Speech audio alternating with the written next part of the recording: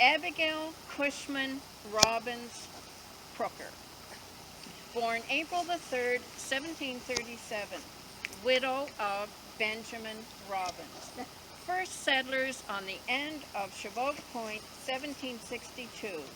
Direct descendants of Reverend Thomas Cushman, Plymouth Colony, Mayflower descendant. And it is the only marker in the cemetery that has the words Mayflower descendant. And as you probably know, I came in 1762 with Mr. Robbins, my son Joseph, and our daughter Mercy. My husband Benjamin was drowned in Lobster Bay probably around 1765.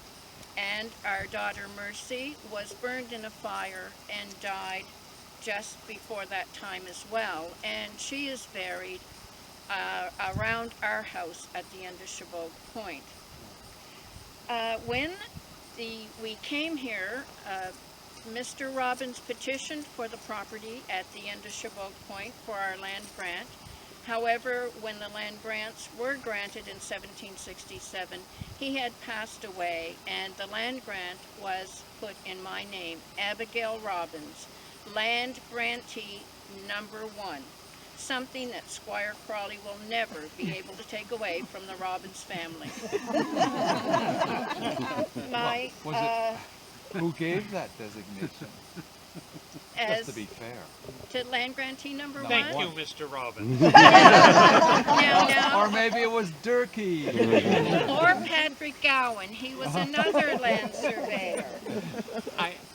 Or maybe he was trying to make up for Rufus There we and what go. he did Yes. to Rufus. Yes.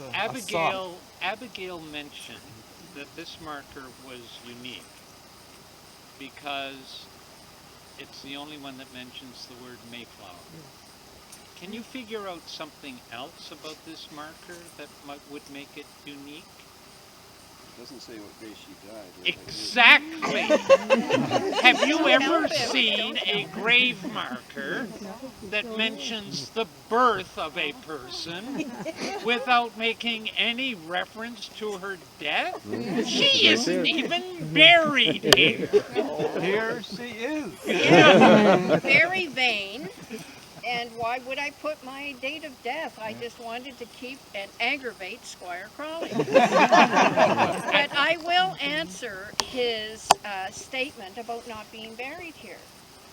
My second husband, Lemuel Crooker, whom I married later when I went back to Plymouth, Mass., died in 1795. And I came back to Yarmouth at that time. Now, to live with my son Joseph and his wife Elizabeth.